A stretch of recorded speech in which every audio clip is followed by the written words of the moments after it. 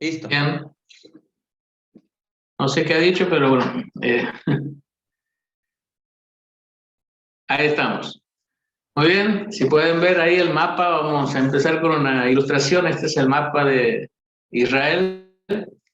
Y ahí, si ustedes ven al norte, tenemos un chiquitito ahí, el mar de Galilea, también llamado mar de Tiberias o de Genesaret. Tiene varios nombres en la Biblia.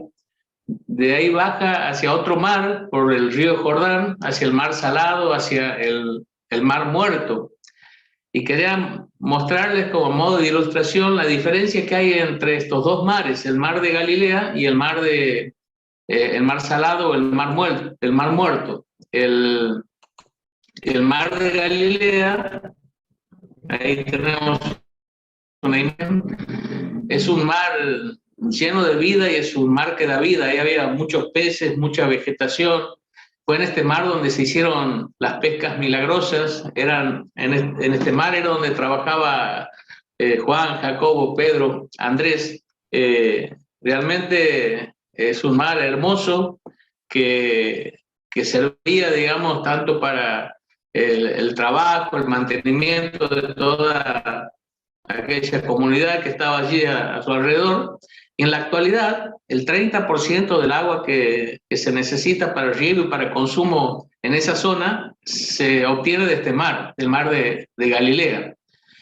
Después tenemos el río Jordán, que es más como un canal, más que como un río, que es bien profundo, caudaloso, que es donde, digamos, viene el agua del mar de Galilea hacia el mar Salado, hacia el mar Muerto, y este sería lo que es el mar Muerto. Miren la diferencia: el mar Muerto es un mar en donde no hay vida, no hay peces, a su alrededor no hay vegetación, y si uno hace una toma así más lejana de esta zona, es algo desértico, realmente un paisaje inhóspito, desagradable, todo lo contrario a lo que es el mar de Galilea. ¿Y cuál es la diferencia entre el mar de Galilea y el mar Muerto? ¿Por qué se ven estas cosas así tan distintas?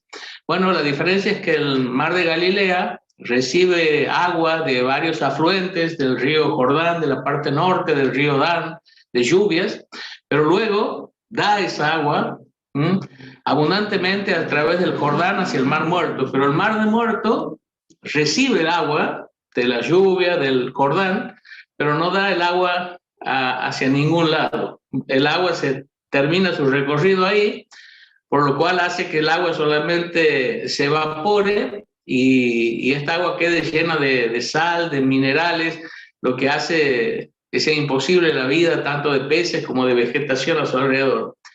Y estos dos mares ilustran a veces los dos tipos de creyentes que hay en la iglesia.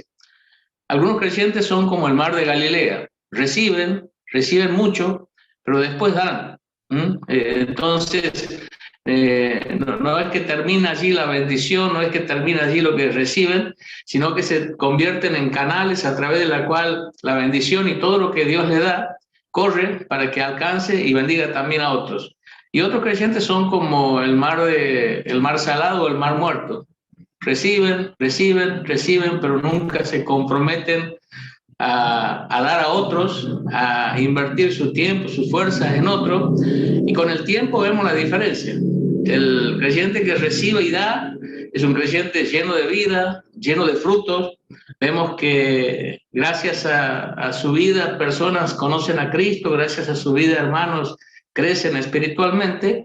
Y mientras que el que recibe simplemente y siempre está recibiendo y pidiendo, pero no da, está estancado, es una persona que a veces hasta es difícil de tratar y de compartir porque es un poco seco, árido, y nosotros tenemos que decidir qué clase de creyente queremos ser. Si un creyente que está lleno de vida, que da fruto, o un creyente que simplemente recibe pero nunca se decide a dar todo lo que recibe de parte de Dios. Y la mejor forma de dar es a través del discipulado.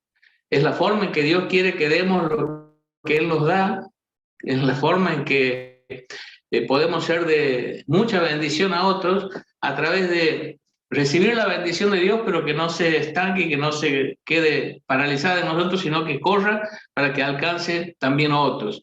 Y esta es la idea del discipulado, de que tomemos de Dios, recibamos de Dios y estemos compartiendo esto con otros para bendecir y enriquecer también a nuestros hermanos. Vamos a recordar qué es el discipulado. Vamos a ir pensando ya en cada uno de nosotros. Y el discipulado es el compromiso que contrae una persona para entrenar a otro en su crecimiento espiritual por medio de la enseñanza personal, el entrenamiento y el ejemplo, hasta que llegue a la madurez y pueda dar fruto por sí mismo. Alguno puede estar pensando ahí, pero yo todavía no tengo la suficiente madurez, no tengo el suficiente conocimiento, no tengo la suficiente preparación como para estar entrenando o dando a otros. Entonces la pregunta sería esta: ¿alguien te está discipulando a vos? Porque si no estás preparado para discipular a otro, lo que necesitas es que alguien te discipule, es que alguien esté trabajando en tu vida, te esté ayudando a crecer, a madurar, a equiparte con las herramientas que necesitas para poder vos después entrenar a otros. Entonces, de una u otra manera tenemos que estar involucrados en el discipulado. Si todavía no tenemos la madurez suficiente, necesitamos alguien que nos discipule, un mentor, alguien con más madurez, a quien podamos acudir para que nos ayude a madurar y a crecer espiritualmente. Y si ya tenemos un cierto grado de madurez espiritual y compromiso con Dios, tendríamos que estar pensando en comprometernos y en invertir nuestro tiempo y fuerza en la vida de otras personas para ayudarles a crecer espiritualmente. Nos podríamos plantear una pregunta: ¿por qué discipular? ¿Por qué es importante discipular? ¿Por qué debería estar pensando en discipular? Y ahí podemos encontrar varias respuestas. Primero, el discipulado es lógico, pues estamos frente a un bebé espiritual. Esto es lo mismo, o se puede trazar un paralelismo entre lo que es un bebé físico. Uno no tiene un hijo y es un bebé y le dice, bueno, ahí en el ropero están los pañales, en la heladera está la leche, en la alacena, en la mamadera, bueno, arréglate solo. Uno lo cuida, lo cambia, lo alimenta, lo protege. Y en el plano espiritual pasa algo igual. Cuando una persona acepta a Cristo como su Salvador, es un bebé espiritual, no puede valerse por sí mismo, necesita de que alguien lo esté acompañando, lo esté ayudando y esté en esos primeros momentos a su lado para que él pueda crecer espiritualmente y es algo lógico, no hay otra forma de que un recién convertido, un bebé espiritual, avance en su vida si no hay alguien que esté a su lado para cuidarlo, alimentarlo y ayudarlo en sus primeros pasos. La segunda razón es porque los humanos necesitamos de acompañamiento y supervisión y disciplina para alcanzar metas importantes. Dice Proverbios 27:17, hierro con hierro se aguza, y así el hombre aguza el rostro de su amigo. O sea, necesitamos ese contacto, esa interacción para poder ayudarnos mutuamente a crecer en las cosas espirituales. Ahora, a mí me gusta escuchar a veces los testimonios de personas que han alcanzado el éxito en distintas disciplinas de la vida, y cuando uno escucha cómo comenzaron, cómo fue su trayectoria, siempre ellos hablan de personas que estuvieron en los primeros momentos al lado de ellos para enseñarles, para instruirlos, para entrenarlos, y siempre reconocen a alguien que ha sido su mentor, que en los momentos de los comienzos han estado al lado de ellos para guiarles y para ayudarles a hacer lo que ahora eran, quizás número uno en disciplinas artísticas o deportivas. Lo mismo pasa en lo espiritual. Necesitamos primero nosotros y después ser nosotros quienes acompañemos para que puedan alcanzar metas importantes. En tercer lugar, el discipulado da significado y propósito a la vida. Aquí hay un pasaje de Corintios donde habla de la consolación. Dice: bendito el Dios y Padre de nuestro Señor Jesucristo, Padre de misericordia y Dios de toda consolación, Dice, el cual nos consuela en todas nuestras tribulaciones para que podamos también nosotros consolar a los que están en cualquier tribulación por medio de la consolación con que nosotros somos consolados por Dios. Aunque aquí el contexto y el tema es la consolación, esto se puede extender a todas las áreas en donde Dios nos bendice y hace cosas en nuestra vida.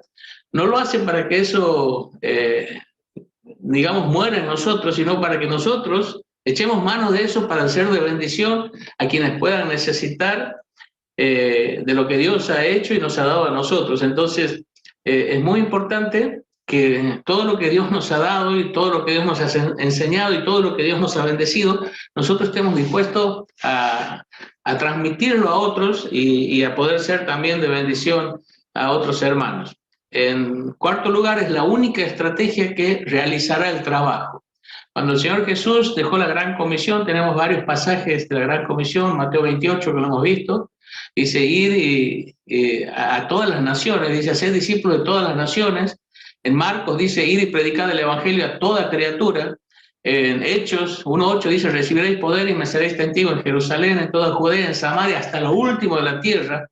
La única forma de que esta gran comisión se podía cumplir era por medio del discipulado, de que se vayan sumando obreros o soldados, como queramos verlo, a la obra de Dios, uno ganando a uno y sumando de a uno, jamás, o si los 11 hubiesen ganado a 11 y después otro 11 y después otro 11, y no hubiesen entrenado personas y no hubiesen equipado personas que después estén preparados para hacer el mismo trabajo con otros y así irse ramificando y extendiendo la obra de Dios, jamás se hubiese podido, o sea, no habría existido la posibilidad de que lo que Dios le pida se cumpla. Es por medio del discipulado que se puede alcanzar la gran comisión. Y por último, el discipulado es el corazón de la gran comisión, es lo que hemos visto el otro día. Cuando uno estudia a fondo la gran comisión, el mandamiento central, lo importante, lo que Dios nos ha pedido que hagamos es hacer discípulos. Entonces es ahí donde nosotros nos tenemos que enfocar. Ahora vamos a ver cuáles son algunas de las metas del discipulado cristiano. Cuando yo empiezo a invertir mi vida en otra persona, ¿qué es lo que yo debería tratar de lograr que la otra persona alcance o a donde quisiera que llegue? Y aquí hay algunas metas, digamos, que deberíamos perseguir, pero esto es como un cuchillo de dos filos, digamos. Esto es lo que nosotros debemos tratar de que nuestro discípulo incorpore a su vida, pero como hemos dicho que el discipulado es transferir mi vida o reproducir mi vida en otro, mientras estoy pensando en lo que yo quiero lograr en la vida de otro, tengo que ver si esto está en mi propia vida, porque yo no puedo pedir a otro que haga lo que yo mismo no estoy haciendo. No va el refrán ese de haz lo que yo digo, pero no lo que yo hago. Eso no funciona. Normalmente las personas en un discipulado nos van a conocer y van a ver si lo que yo les estoy diciendo que es bueno que hagan, que deberían hacer, si yo lo estoy practicando en mi vida. Si no, no lo van a tomar muy en serio. Entonces, las metas que deberíamos perseguir y que deberíamos alcanzar en cuanto a nuestro discípulo es primero una vida de constante oración. Segundo, es estudio bíblico efectivo, o sea, deberíamos enseñarle y orar con él. Segundo, enseñarle cómo estudiar la palabra de Dios para poder interpretarla y entenderla correctamente. También deberíamos motivarlo a la memorización y a la aplicación de las escrituras en su vida práctica. Deberíamos también tener como meta la mayordomía bíblica, que entienda que todo lo que tiene pertenece a Dios y que él simplemente es un administrador y que como administrador tiene que hacer lo que Dios quiere. Una obediencia absoluta a Dios. Eso significa que la vida cristiana se vive en todas las áreas de la vida, no solamente en la iglesia, en el ministerio y en las cosas que nosotros consideramos espirituales, sino que tiene que permear absolutamente todas las áreas de nuestra vida, nuestro hogar, nuestro trabajo, nuestra manera de entretenernos, de divertirnos. Tenemos que lograr que nuestro discípulo testifique a otros que es muy importante que pueda compartir su fe con otros para que puedan conocer a Cristo. También tenemos que motivar a nuestros discípulos a servir a otros. El testificar tiene que ver con nuestro trabajo para con los incrédulos, el servir tiene que ver con nuestro trabajo hacia los creyentes. También trabajar para que pueda llegar al liderazgo, estar al frente de algún ministerio, de algún grupo, de acuerdo a sus dones, sus talentos, poder estar ocupando un lugar dentro del ministerio. También apuntar a la comunión con los demás. Es importante que motivemos a nuestro discípulo a tener amistad y relaciones bien fuertes con otros creyentes, porque Dios nos ha creado como seres sociales, y si nosotros no nos relacionamos con creyentes, con hermanos, vamos a terminar relacionándonos con personas que no son creyentes, y esas relaciones seguramente nos van a perjudicar y nos van a dañar en cuanto al crecimiento espiritual. Y por último, el objetivo final de un discipulado es poder llevar al punto a nuestro discípulo de que él esté en condiciones de discipular a otros, de él comprometerse a invertir su vida en la vida de otros para hacer el mismo trabajo que nosotros hemos hecho en él, en otros. Así como Pablo le decía a Timoteo, ¿no? Y hablando de esto, me gustaría que miremos un pasaje en la Escritura, 2 Timoteo capítulo 2, que es aquí donde Pablo le dice a Timoteo que lo que él había oído, ahí en el versículo 2 que tenemos en pantalla, dice: lo que has oído de mí ante muchos testigos, esto encarga a hombres fieles que sean idóneos para enseñar también a otros. Y en este capítulo de 2 Timoteo, el capítulo 2, si uno lo mira completo, vamos a encontrar muchas características de un buen discipulador. Aquí está Pablo hablándole a su discípulo Timoteo y pidiéndole que lo que él había aprendido de él lo transfiera a otros, que a su vez puedan transferirlo a otros. Y dentro de ese capítulo, Pablo destaca un montón de características que podemos decir son las características de un buen discipulador. Así que yo les invito a leer este capítulo. Voy a saltear algunas frases para hacerlo un poquito más corto, pero quiero que leamos este capítulo y después ver allí algunas características que sobresalen sobre lo que es un buen discipulador. Dice allí, 2 Timoteo, capítulo 2, el versículo 1 dice: tú pues, hijo mío, esfuérzate en la gracia que es en Cristo Jesús.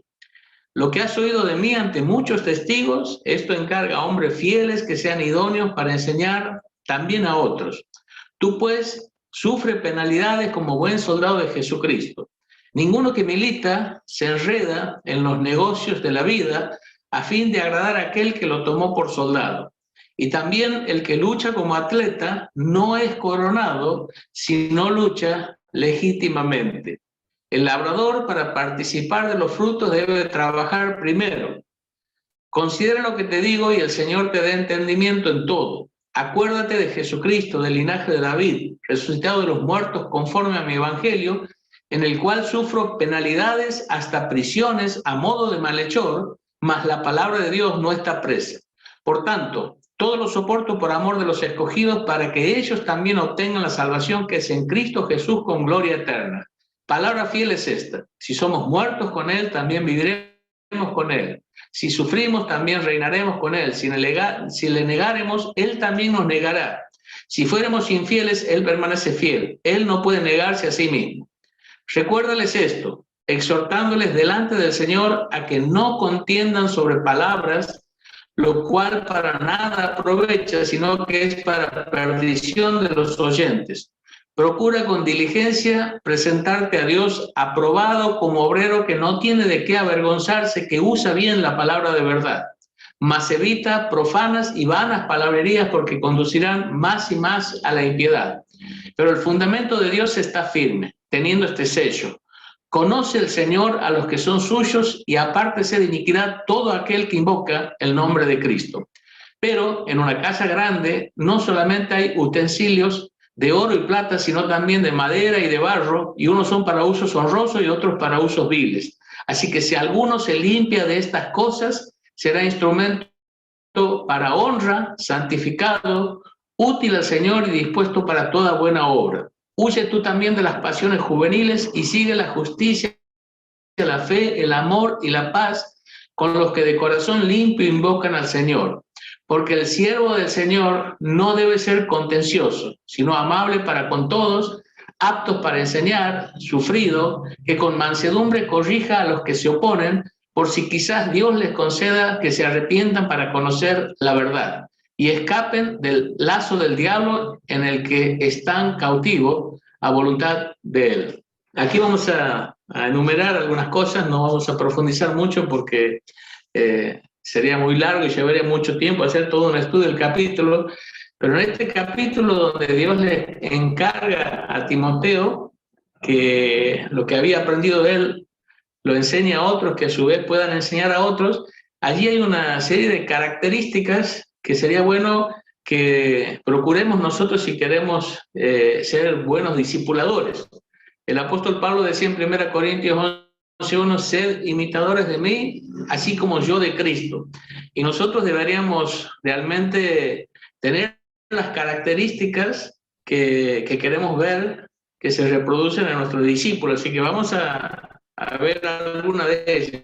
Por ejemplo, un buen discipulador es alguien que es esforzado en la gracia de Jesucristo. Esto parece una contradicción, ¿no? Esforzarse en la gracia. Entendemos que la gracia es un regalo, es un don, algo inmerecido, algo por lo cual no se paga. Entonces, ¿cómo esforzarnos en la gracia? Lo que pasa es que ya estamos en la gracia. Ya hemos recibido el regalo de la salvación, del perdón, de la esperanza. Ya estamos firmes en la gracia por medio de la fe. Pero ahora, en esta gracia en la cual estamos, tenemos que crecer y tenemos que avanzar. Y en eso se requiere esfuerzo. No es que, bueno, ya está, lo hemos recibido todo. No, hemos recibido el entrar gratuitamente como un regalo de Dios en esa gracia. Y ahora tenemos que esforzarnos para crecer y para servir a ese Dios que nos ha dado tantas bendiciones en Cristo.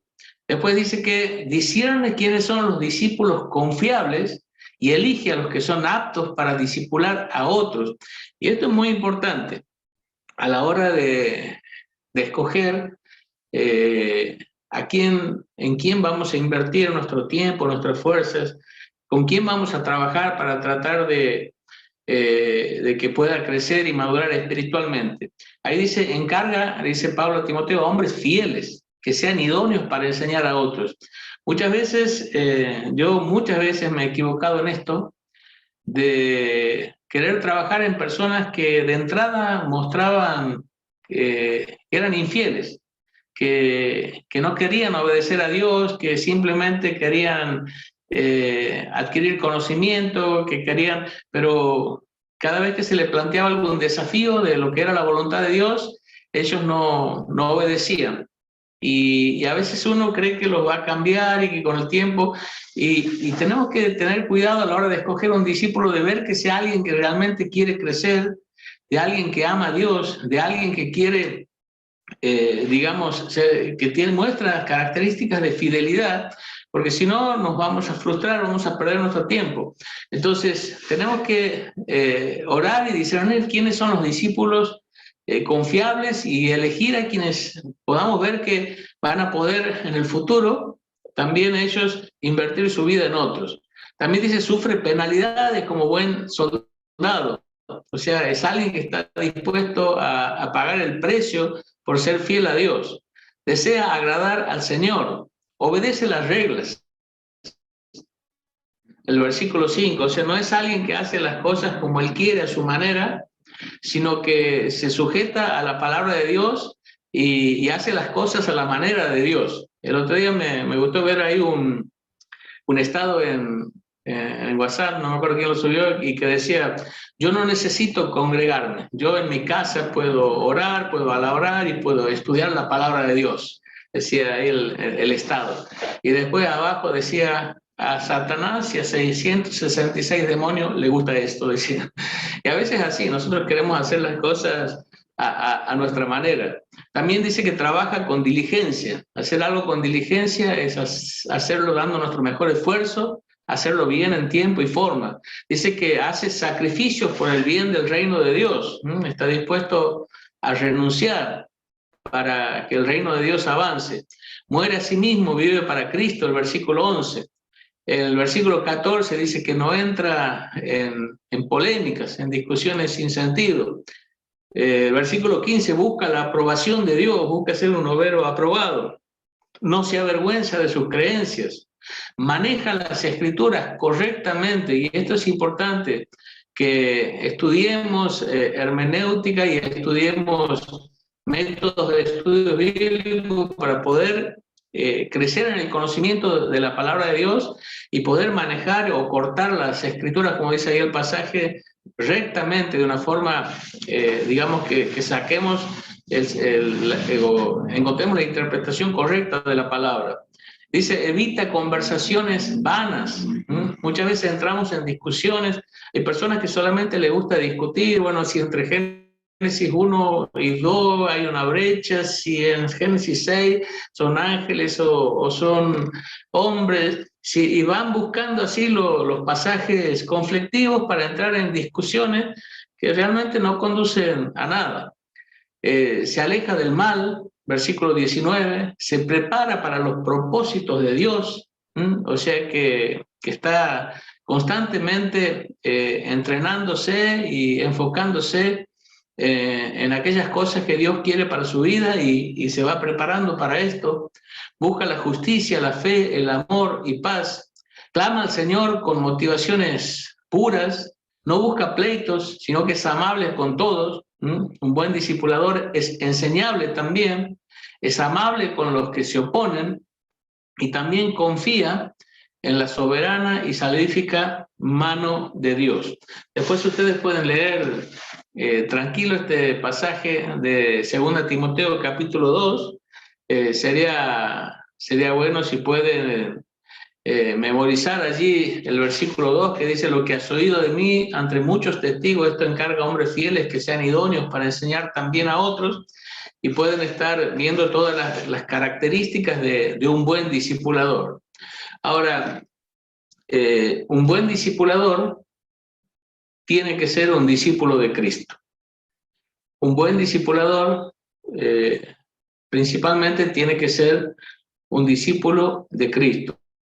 Tenemos que recordar que nosotros no estamos haciendo discípulos de nosotros mismos. No estamos haciendo, o sea, no estamos procurando que haya personas que nos sigan a nosotros, que compartan mis ideas, sino que la idea es que tenemos que ser seguidores de Cristo, discípulos de Cristo. Y para lograr eso, nosotros como discipuladores tendríamos que ser seguidores de Cristo. Y hay varios pasajes en la Escritura donde el mismo Señor Jesucristo dijo cuáles eran los requisitos para ser sus discípulos. Y nosotros tendríamos que considerar estos requisitos y preguntarnos si estamos dispuestos a cumplirlos en nuestra propia vida, para poder ser la clase de discipuladores que Dios espera de nosotros y que hagamos un buen trabajo, porque la idea es que nosotros podamos reproducir lo que nosotros somos en otros, y lo que nosotros deberíamos ser es discípulos de Cristo. Así que vamos a leer algunos pasajes de la Escritura y ahí vamos a estar viendo qué es lo que Jesús nos pide para poder ser sus discípulos. Dice allí: grandes multitudes iban con él, y volviéndose les dijo: si alguno viene a mí y no aborrece a su padre y madre y mujer e hijos y hermanos y hermanas y aún su propia vida, no puede ser mi discípulo. El que no lleva su cruz y viene en pos de mí, no puede ser mi discípulo. Aquí cuando dice esta palabra, el que no aborrece padre, madre, mujer, hijos, esta palabra aborrecer en algunos pasajes o en algunos contextos se puede traducir como odiar, pero no en este pasaje, porque estaría contradiciendo otros mandamientos de la palabra de Dios. Y podemos ver por otro evangelio donde están estas mismas palabras del Señor Jesús, que dice: si alguien ama más a su padre, madre o hijos, que a mí no puede ser mi discípulo. O sea que la palabra aborrecer se podría traducir como amar menos.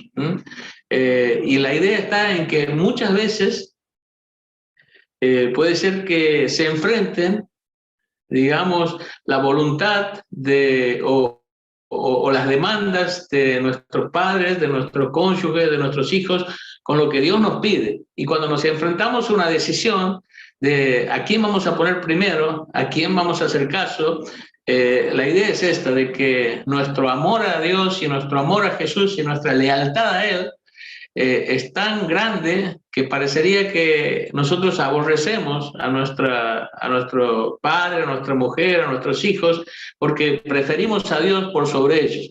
Y la idea es esta, es darle a Dios, a Jesús el primer lugar. Dice allí el pasaje, porque ¿quién de vosotros queriendo edificar una torre no se sienta primero y calcula los gastos, a ver si tiene lo que necesita para acabarla? No sea que después que haya puesto el cimiento no pueda acabarla. Todos los que lo ven y todos los que lo vean comiencen a hacer burla de él diciendo, este hombre comenzó a edificar y no pudo acabar. ¿O qué rey, al marchar a la guerra contra otro rey, no se sienta primero y considera si puede hacer frente con 10.000 al que viene contra él con 20.000? Y si no puede, cuando el otro está todavía lejos, le envía una embajada y le pide condiciones de paz. Así pues, cualquiera de vosotros que no renuncia a todo lo que posee, no puede ser mi discípulo.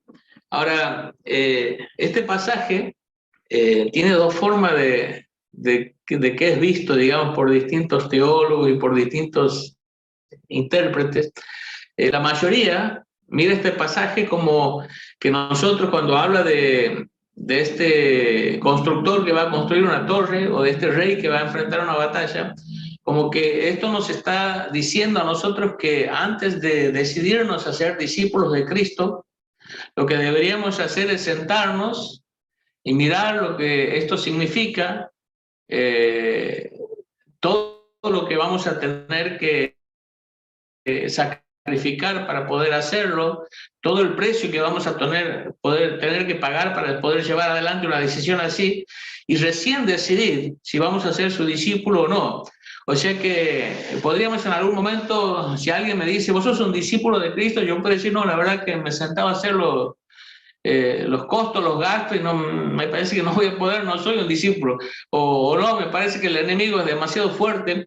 Y la idea que transmite esta primera interpretación es que somos nosotros quienes tenemos que hacer los cálculos y hacer una evaluación y decidir si vamos a ser o no discípulos de Cristo. Pero hay otra forma de ver este pasaje, y a mí me cierra más esta segunda, aunque son menos los que lo ven así este pasaje, y es aquellos que piensan que aquí el constructor es Jesús. Él dijo, yo edificaré mi iglesia. Y aquí el rey que va a la batalla es Jesús. Entonces, él es el que se puso a ver lo que necesitaba para terminar la obra. Él es el que vio lo que se necesitaba para poder enfrentar y tener victoria en la batalla. Y lo que él está diciendo ahí es que él, para poder llevar adelante esta obra y para poder ganar y tener la victoria en esta batalla, necesita obreros y soldados calificados. ¿Qué significa? Que él va a tomar obreros para terminar la obra. Los obreros que él necesita son obreros que estén dispuestos a darlo todo, dispuestos a que le pongan a él en primer lugar por sobre todo lo demás. Él necesita soldados que estén dispuestos a renunciar absolutamente a todo para entregarse a esta guerra espiritual. Y lo que este pasaje nos estaría enseñando es que los obreros y los soldados que él va a tomar, que él va a escoger y que él va a usar para dar construir su iglesia y para dar esta guerra espiritual, son personas que estén dispuestas a darlo absolutamente todo por él, que estén dispuestos a entregarlo absolutamente todo por él. Siguen los pasajes que va el Señor Jesús, que nos ha dejado en los distintos evangelios de lo que Él pide de nosotros para que seamos sus discípulos, pero lo vamos a dejar para la próxima. Ahí vienen algunos más, los vamos a dejar para la próxima porque ya se nos va a ir demasiado el tiempo, pero la idea es esta.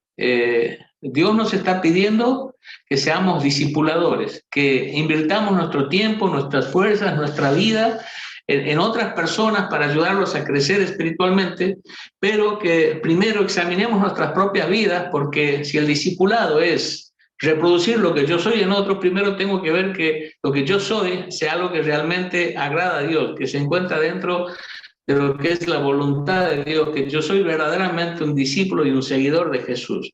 Entonces, sería bueno que estemos orando para autoexaminarnos y ver si realmente nosotros somos discípulos de Cristo, si le estamos siguiendo fielmente, y si sería bueno que otros sean como nosotros. Entonces, y dejo un desafío. Quizás hay personas aquí que están diciendo, yo no me siento todavía preparado. Bueno, a lo mejor lo que necesitas es buscar a alguien espiritual, maduro, que tenga más años en la fe, más conocimiento, y le pidas que te ayude, que sea tu mentor, sea tu discipulador, y que te ayude a llegar a ese nivel de madurez y de espiritualidad en el que puedas estar en condiciones de trabajar y de invertir tu vida en la vida de otros. Vamos a parar aquí y la semana que viene, si Dios quiere, seguir.